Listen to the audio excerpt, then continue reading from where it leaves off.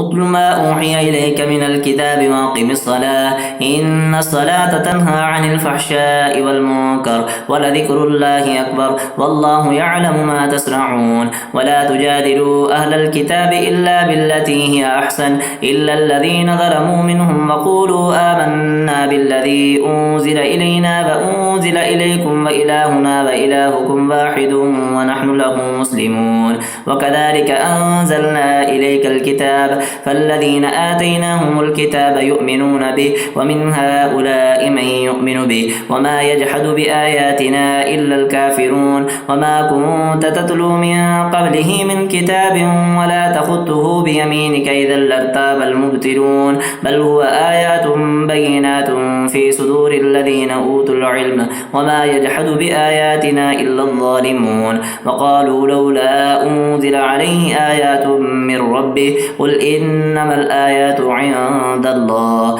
وإنما أنا نذير مبين أفلم يكفهم أنا أنزلنا عليك الكتاب يتلى عليهم إن في ذلك لرحمة وذكرى لقوم يؤمنون قل كفى بالله بيني وبينكم شهيدا يعلم ما في السماوات والأرض والذين آمنوا بالباطل وكفروا بالله أولئك هم الخاسرون ويستعجلونك بالعذاب ولولا أجل مسمى لجاءهم العذاب وليأتينهم بغتة وهم لا يشعرون يستعجلونك بالعذاب وإن جهنم لمحيطة بالكافرين يوم يغشاهم العذاب من فوقهم ومن تحت أرجلهم ويقول ذوقوا ما كنتم تعملون يا عبادي الذين آمنوا إن أرضي واسعة فإياي فاعبدون كل نفس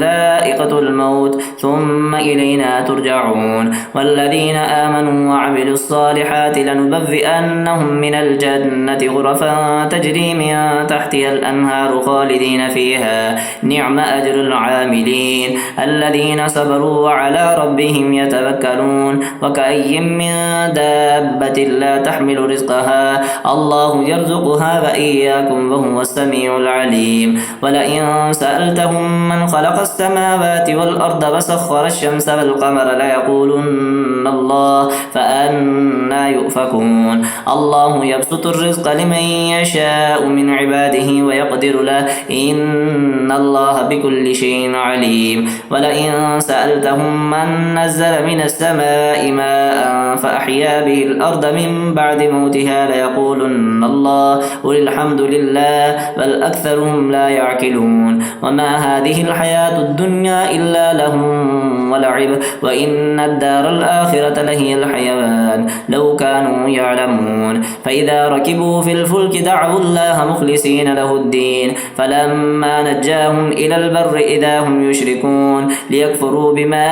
آتيناهم وليتمتعوا فسوف يعلمون أفلم يروا أنا جعلنا حرما آمنا ويتخطف الناس من حولهم أفبالباطل يؤمنون وبنعمة الله يكفرون ومن أظلم ممن افترى على الله كذبا أو كذب بالحق لما جاء أليس في جهنم مثوى للكافرين والذين جاهدوا فينا لنهدينهم سبلنا وإن الله لمع المحسنين بسم الله الرحمن الرحيم ألف لام ميم غلبت الروم في أدنى الأرض وهم من بعد غلبهم سيغلبون في بضع سنين لله الأمر من قبل ومن بعد ويومئذ يفرح المؤمنون بنصر الله ينصر من يشاء وهو العزيز الرحيم وعد الله لا يخلف الله وعده ولكن أكثر الناس لا يعلمون ظاهرا من الحياة الدنيا وهم عن الآخرة هم غافلون أفلم يتفكروا في أنفسهم ما خلق الله السماوات والأرض وما بينهما إلا بالحق وأجل مسمى وإن كثيرا من الناس بلقاء ربهم لكافرون أفلم يسيروا في الأرض فينظروا كيف كان عاقبة الذين من قبلهم كانوا أشد منهم قوة وأثاروا الأرض وعمروها أكثر مما عمروها وجاءتهم رسلهم بالبينات فما كان الله ليظلمهم ولكن كانوا أنفسهم يظلمون ثم كان عاقبة الذين أساءوا السوء أن كذبوا بآيات الله وكانوا بها يستهزئون الله يبدأ الخلق ثم يعيده ثم إليه ترجعون ويوم تقوم الساعة يبلس المجرمون ولم يكن لهم من شركائهم شفعاء وكانوا بشركائهم كافرين ويوم تقوم الساعة يومئذ يتفرقون فأما الذين آمنوا وعملوا الصالحات فهم في روضة يحبرون وأما الذين كفروا وكذبوا بآياتنا ولقاء الآخرة فأولئك في العذاب محضرون فسبحان الله حين تمسون وحين تصبحون وله الحمد في السماوات والأرض وعشيا وحين تظهرون يخرج الحي من الميت ويخرج الميت من الحي ويحيي الأرض بعد موتها وكذلك تخرجون ومن آياته أن خلقكم من تراب ثم إذا أنتم بشر تنتشرون ومن آياته أن خلق لكم من أنفسكم أزواجا لتسكنوا إليها فجعل بينكم مودة ورحمة إن في ذلك لآيات لقوم يتفكرون ومن آياته خلق السماوات والأرض واختلاف ألسنتكم وألوانكم إن في ذلك لآيات للعالمين ومن آياته منامكم بالليل والنهار وابتغاؤكم من فضله إن في ذلك لآيات لقوم يسمعون ومن آياته يريكم البرق خوفا وطمعا وينزل من السماء ماء فيحيي به الأرض بعد موتها إن في ذلك لآيات لقوم يعقلون ومن آياته أن تقوم السماء والأرض بأمره ثم إذا دعاكم دعوة من الأرض إذا أنتم تخرجون وله من في السماوات والأرض كل له قانتون وهو الذي يبدأ الخلق ثم يعيده وهو أهون عليه وله المثل الأعلى في السماوات والأرض وهو العزيز الحكيم ضرب لكم مثلا من أنفسكم هل لكم مما ملكت أيمانكم من شركاء فيما رزقناكم فأنتم فيه سواء تخافونهم كخيفتكم أنفسكم كذلك نفصل الآيات لقوم يعقلون بل اتبع الذين ظلموا أهواءهم بغير علم فمن يهدي من أضل الله وما لهم من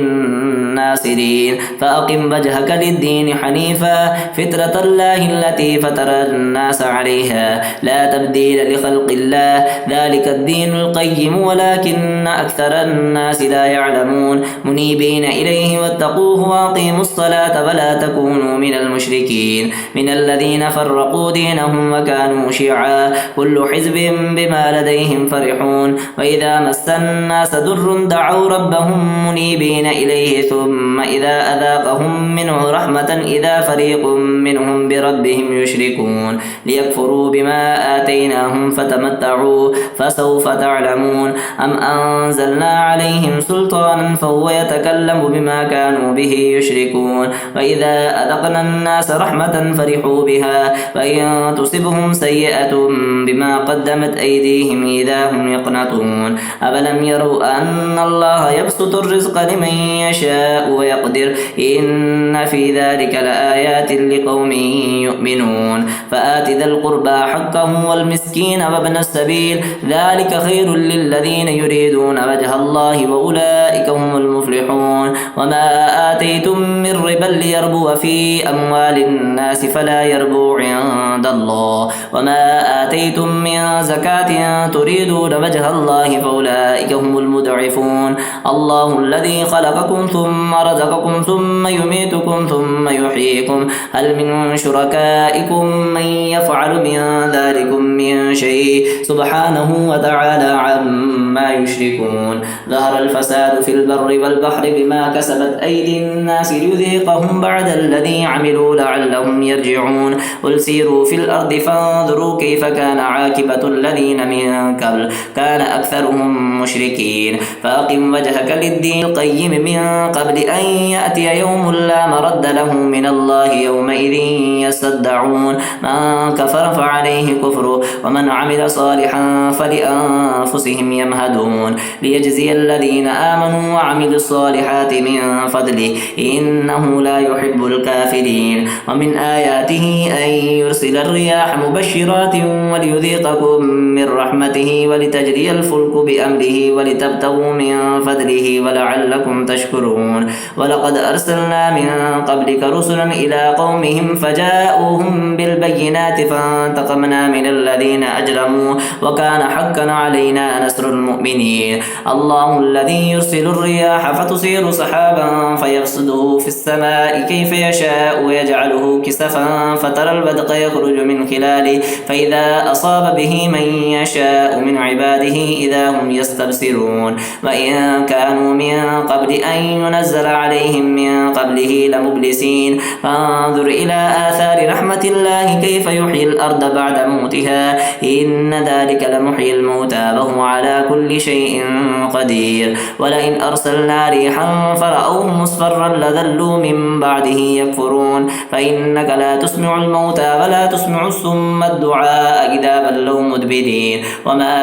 أنت بهاد العمي عن ضلالتهم إن تسمع إلا من يؤمن بآياتنا فهم مسلمون. الله الذي خلقكم من ضعف ثم جعل من بعد ضعف قوة ثم جعل من بعد قوة ضعفا وشيبة يخلق ما يشاء وهو العليم القدير. ويوم تقوم الساعة يقسم المجرمون ما لبثوا غير ساعة كذلك كانوا يؤفكون. وقال الذين أوتوا العلم والإيمان لقد لبثتم في كتاب الله إلى يوم البعث فهذا يوم البعث ولكنكم كنتم لا تعلمون. فيومئذ لا ينفع الذين ظلموا معذرتهم ولا هم يستعتبون. ولقد ضربنا للناس في هذا القرآن من كل مثل ولئن جئتهم بآية ليقولن الذين كفروا إن أنتم إلا مبطلون كذلك يطبع الله على قلوب الذين لا يعلمون. فاصبر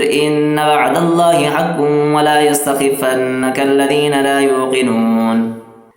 بسم الله الرحمن الرحيم ألف لام ميم تلك آيات الكتاب الحكيم هدى ورحمة للمحسنين الذين يقيمون الصلاة ويؤتون الزكاة وهم بالآخرة هم يوقنون أولئك على هدى من ربهم وأولئك هم المفلحون. ومن الناس من يشتري لهو الحديث ليضل عن سبيل الله بغير علم ويتخذها هزوا أولئك لهم عذاب مهين. وإذا تتلى عليه آياتنا ولى مستكبرا كأن لم يسمعها كأن في أذنيه وقرا فبشره بعذاب أليم. إن الذين آمنوا وعملوا الصالحات لهم جنات النعيم خالدين فيها وعد الله حقا وهو العزيز الحكيم. خلق السماوات بغير عمد ترونها وألقى في الأرض رواسي أن تميد بكم وبث فيها من كل دابة وأنزلنا من السماء ماء فأنبتنا فيها من كل زوج كريم. هذا خلق الله فأروني ماذا خلق الذين من دوني بل الظالمون في ضلال مبين. ولقد آتينا لقمان الحكمة أن اشكر لله ومن يشكر فإنما يشكر لنفسه ومن كفر فإن الله غني حميد. وإذ قال لقمان لابنه وهو يعظه يا بني لا تشرك بالله إن الشرك لظلم عظيم. ووصينا الإنسان بوالديه حملته أمه وهنا على وهن وفصاله في عامين أن اشكر لي ولوالديك إلي المصير. وإن جاهداك على أن تشرك بي ما ليس لك به علم فلا تطعهما وصاحبهما في الدنيا معروفا واتبع سبيل من أناب إلي ثم إلي مرجعكم فأنبئكم بما كنتم تعملون. يا بني إنها إن تك مثقال حبة من خردل فتكن في صخرة أو في السماوات أو في الأرض يأت بها الله إن الله لطيف خبير. يا بني أقم الصلاة وأمر بالمعروف وانهى عن المنكر واصبر على ما أصابك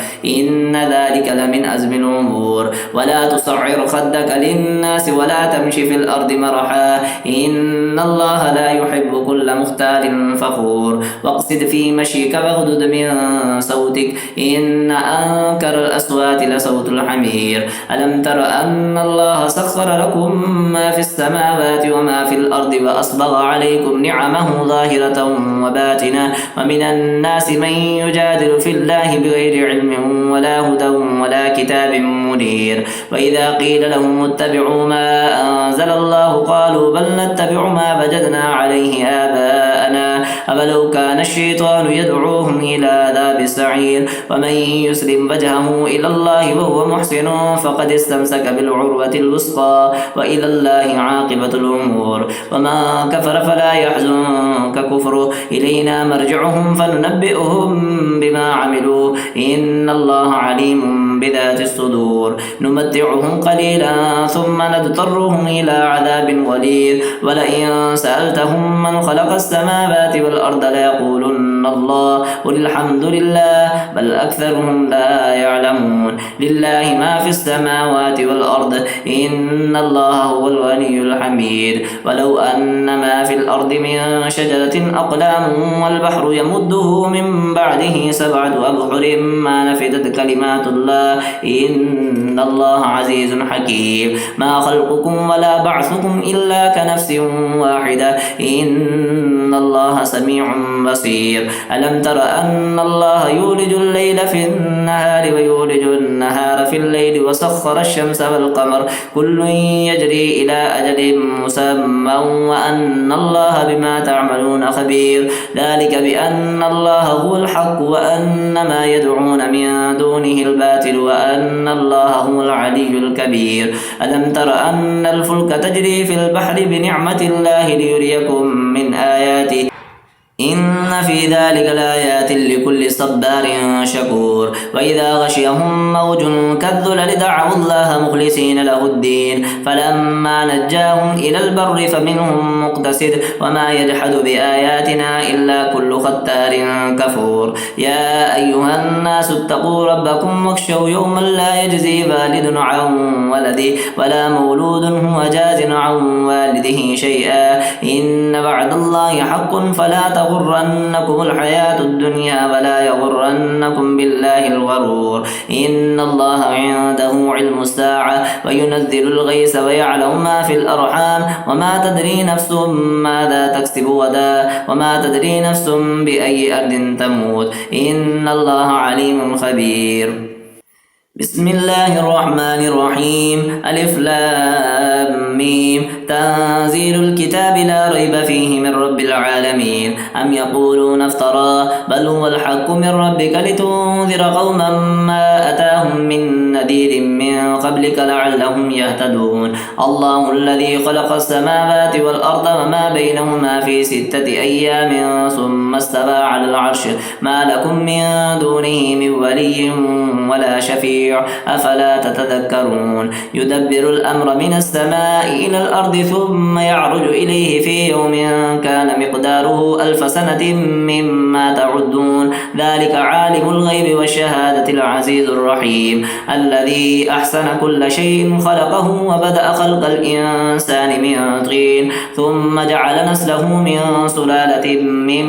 ماء مهين ثم سواه ونفخ فيه من روحه وجعل لكم السمع والأبصار والأفئدة قليلا ما تشكرون وقالوا أئذا دللنا في الأرض أئنا لفي خلق جديد بل هم بلقاء ربهم كافرون قل يتوفاكم ملك الموت الذي وكل بكم ثم إلى ربكم ترجعون ولو ترى إذ المجرمون ناكسوا رؤوسهم عند ربهم ربنا أبصرنا وسمعنا فارجعنا نعمل صالحا إنا موقنون ولو شئنا لآتينا كل نفس هداها ولكن حق القول مني لأملأن جهنم من الجنة والناس أجمعين فذوقوا بما نسيتم لقاء يومكم هذا إنا نسيناكم وذوقوا عذاب الخلد بما كنتم تعملون إنما يؤمن بآياتنا الذين إذا ذكروا بها خروا سجدا وسبحوا بحمد ربهم وهم لا يستكبرون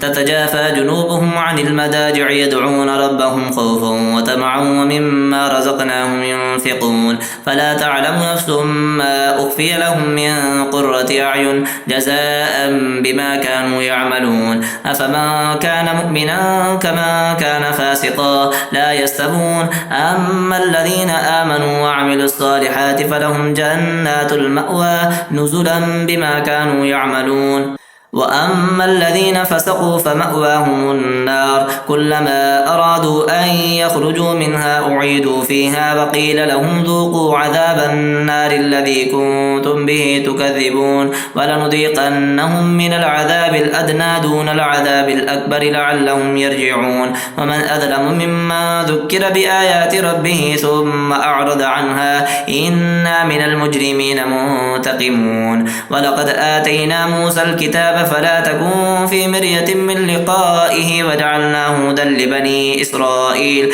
وجعلنا منهم أئمة يهدون بأمرنا لما صبروا وكانوا بآياتنا يوقنون إن ربك هو يفصل بينهم يوم القيامة فيما كانوا فيه يختلفون أفلم يهد لهم كم أهلكنا من قبلهم من القرون يمشون في مساكنهم إن في ذلك لآيات أفلا يسمعون أفلم يروا أنا نسوق الماء إلى الأرض الجرز فنخرج به زرعا تأكل منه أنعامهم وأنفسهم أفلا يبصرون ويقولون متى هذا الفتح إن كنتم صادقين واليوم الفتح لا ينفع الذين كفروا إيمانهم ولا هم ينذرون فأعرض عنهم وانتظر إنهم منتظرون بسم الله الرحمن الرحيم يا أيها النبي اتق الله ولا تطع الكافرين والمنافقين إن الله كان عليما حكيما واتبع ما يوحى إليك من ربك إن الله كان بما تعملون خبيرا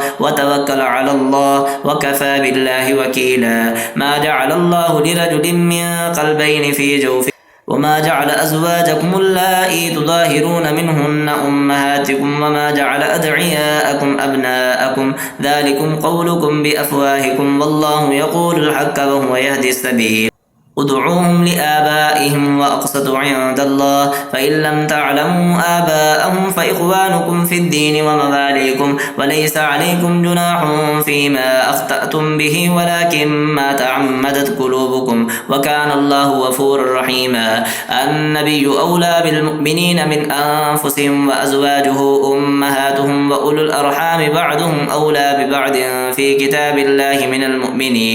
من المؤمنين والمهاجرين إلا أن تفعلوا إلى أوليائكم معروفا كان ذلك في الكتاب مسطورا وإذ أخذنا من النبيين ميثاقهم ومنك ومن نوح وإبراهيم وموسى وعيسى بن مريم وأخذنا منهم ميثاقا وليذا ليسأل الصادقين عن صدقهم وعد للكافرين عذابا أليما يا أيها الذين آمنوا اذكروا نعمة الله عليكم إذ جاءتكم جنود فأرسلنا عليهم ريحا وجنودا لم تروها وكان الله بما تعملون بصيرا إذ جاءوكم من فوقكم ومن أسفل منكم وإذ زاغت الأبصار وبلغت القلوب الحناجر فتظنون بالله الظنونا هنالك ابتلي المؤمنون وزلزلوا زلزالا شديدا وإذ يقول المنافقون والذين في قلوبهم مرض ما وعدنا الله ورسوله إلا غرورا وإذ قالت طائفة منهم يا أهل يثرب لا مقام لكم فارجعوا ويستأذن فريق منهم النبي يقولون إن بيوتنا عورة وما هي بعورة إن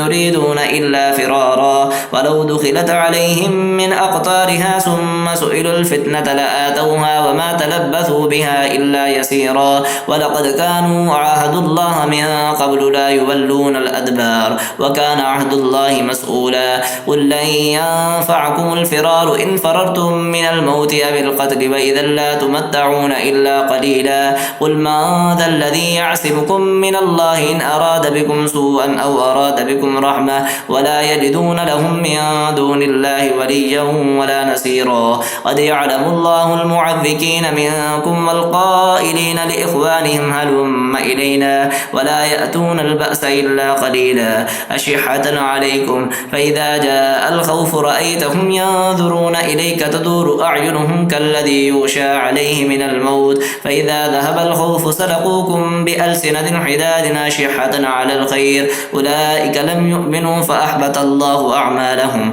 وكان ذلك على الله يسيرا يحسبون الأحزاب لم يذهبوا وإن يأتي الأحزاب يودوا لو أنهم بادون في الأعراب يسألون عن أنبائكم ولو كانوا فيكم ما قاتلوا إلا قليلا لقد كان لكم في رسول الله أسوة حسنة لمن كان يرجو الله واليوم الآخر وذكر الله كثيرا